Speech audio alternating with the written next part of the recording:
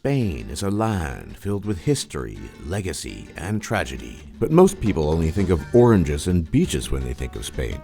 To inform those not in the know about the many Spanish marvels, we bring you the 10 things you didn't know about Spain. The Spanish Empire was one of the greatest empires to have ever existed. Its size and scope was unrivaled for its time, and its legacy is one that can be seen and heard on the faces of the people the empire had conquered and colonized. At the peak of its power in the 16th and 17th centuries under the Spanish Habsburgs, and at its largest under the House of Bourbon in the 18th century when it was the largest in the world, the empire spanned 5 continents at its height, including North and South America, Europe, Asia, and Africa. Also infamous for its cruelty and mass murder of indigenous populations, as well as the inadvertent infection of those selfsame populations, historians and common folk alike look back at the Spanish Empire with mixed feelings. Although it cannot be denied that the empire brought with it a civilizing force, culture, and permanently changed the landscape of the territories it occupied, corruption, greed, and incompetence were also mainstays of the Spanish Empire. One of the most common criticisms of the empire was its reliance on resources exploited in the New World. Above all, gold and silver. Empires are of course expensive to maintain, and the Spanish Empire was no exception, and to maintain an empire of this scope required vast amounts of wealth and exploitation of that wealth. Without the theft and pillaging of gold resources from the New World, the empire likely would not have been able to have maintained itself. And even with these resources, mismanagement was commonplace, and thus it is safe to say, despite its size, the Spanish Empire was one of the least innovative and most poorly structured empires in the backlog of history. Still, whatever it was, modern Spain remains a shadow of its former glory, and Spaniards can, at the very least, look back at the past with wistful memories. Many people do not know this, but the Iberian Peninsula had been known since pre-Roman times for the high quality of swords originating from this region, known for their manufacture, design, and utility. Models such as the Iberian falcata, a type of short sword, or the gladius hispaniensis, a Roman short sword, were used by the Carthaginian and Roman troops from the times of the Second Punic War, or the 2nd and 3rd centuries BC. Later in the Middle Ages, the city of Toledo became renowned for its steel and sword-making techniques. Although Toledo had been known for its sword work as far back as 500 BC, swords made in Toledo carried with them the reputation of being composed of a very high-quality alloy, and were often seen in the light of competition with another famous sword-making center at the time, Damascus, which was famous for its Damascus steel. Even in the 21st century, you can still find swordsmiths in Toledo plying their trade.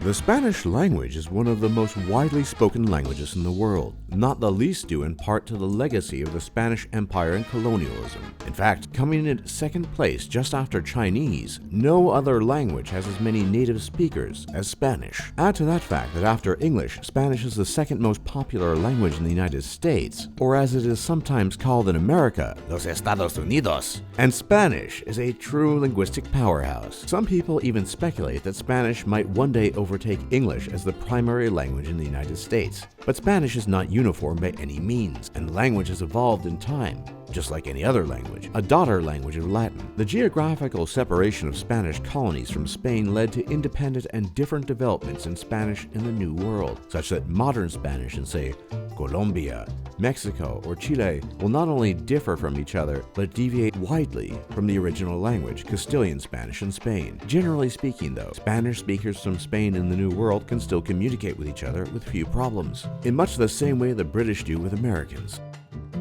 One of the greatest dictators of the 20th century, it is hard to imagine a European country located so far west as having once been the seat of a decades-long dictatorship. But there you have it. Ruling from 1936 to 1975, in the nearly 40 years of his rule, Franco was known as both a monarchist and conservative, and he sought to bring back piety, conservatism, and traditional values to Spain. He opposed the abolition of the monarchy and the establishment of a republic. He established a military dictatorship, which he defined as a totalitarian state. Franco proclaimed himself head of state and government under the title El Caudillo, a term similar to Il Duce for Benito Mussolini and Der Führer for Adolf Hitler. Under Franco, Spain became a one-party state as the various conservative and royalist factions were merged into the Fascist Party, and other political parties were outlawed. Franco's regime committed a series of violent, politically motivated human rights abuses against the Spanish people, which included the establishment of concentration camps and the use of forced labor and executions, mostly against political and ideological enemies, causing an estimated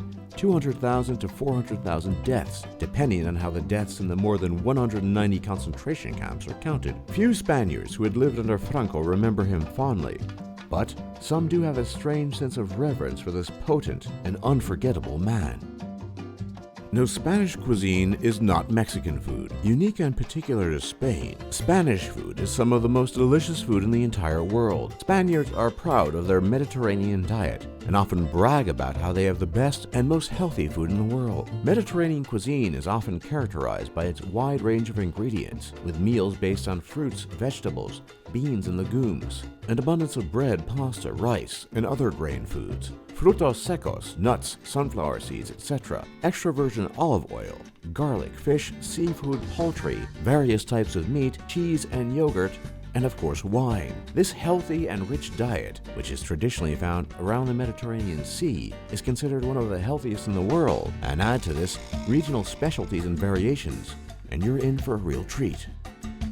Technically a short nap taken during midday, the Spanish siesta is a little bit more than just that in how it is practiced. In actual practice, what siesta in Spain amounts to is the shutting down of businesses and shops to take a long and extended break from work, usually closing from 2 p.m. to 5 p.m., with restaurants and similar businesses closing down even longer until the nighttime, around 9 p.m. Although this practice might seem strange and lazy to Americans, and it is often difficult to get things done in Spain during these hours, siesta is a time-honored tradition in Spain and will likely always be part of the country's culture. Never call a Catalonian a Spaniard, because Dems be fighting words. And we are only half joking. Spain is not the same as Catalonia, and Catalonia is not the same as Spain. Catalonia is constitutionally an autonomous region, to a large degree independent of Spain, with its own language, customs, and culture. Ideally, Catalonia and its population would like to completely sever itself from the Spanish nation, but the fact is that Catalonia is too great a resource for Spain to be allowed to do this, and thus it is unlikely to happen. Still, if you know Spanish and walk around speaking it in Catalonia, you will often be in for a rude awakening, as you will often get an answer in Catalan, as it is sometimes considered rude to speak Spanish in this region. Barcelona is the largest city in Catalonia, and the pride of its people, defiantly not Spanish and resistant to outside influence, yet unique and interesting. Spain is one of the top producers of oranges in the world, and number 1 in Europe. Oranges are, without any doubt, the most important citrus crop in the world, and Spain produces a vast amount. In general, oranges in their various forms, like other citrus, thrive in semi-tropical regions, such as Florida, and subtropical regions such as California and the Mediterranean. Spain produces a variety of oranges, ranging from the bitter Seville oranges to the sweet clementine. The region that produces the most oranges in Spain is Valencia, so much so that the region has attracted the name the Orchard of Spain. Sweet oranges are grown in well-irrigated groves near the coastline. In the summer, the air is filled with the heavy scent of orange blossom. It's no secret that Spain's economy has been suffering as of late, and in 2015, the country had the second highest unemployment rate of any country in Europe at 24.2%. That's only slightly behind Greece, a country whose failing economy has made headlines around the world. If you look at youth unemployment, the picture gets even worse, with an average youth unemployment rate of 50% for those between the ages of 15 and 24. And things unfortunately are slated to only get worse as time goes on. So in many ways, behind the smiles and sun, Spain is an economic ticking bomb waiting to explode.